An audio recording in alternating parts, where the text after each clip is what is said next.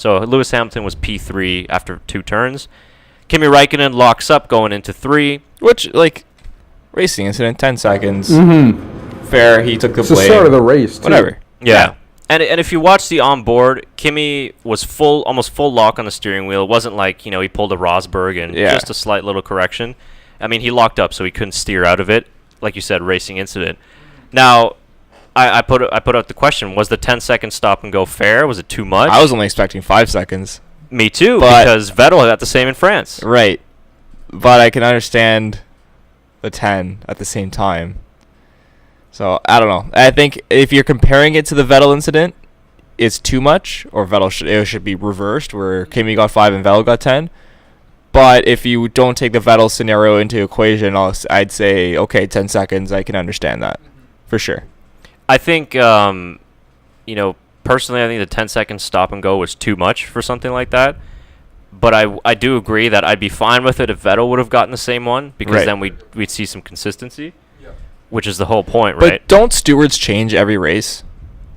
But Charlie Whiting is still the main. Yeah, but it's Charlie Whiting. I mean, who really ever knows what's going on with him? Yeah. No, I mean, I think he's done a good job, and it's a tough place when you're there. But again, when they said that when lap 1 incidents happen, they look at things a bit differently because they understand it's lap 1. So that's why I'm saying is I don't think a 10-second stop and go is fair for a lap 1 incident. That really, I mean, they just touched. Yeah. It wasn't like he came torpedoing through there.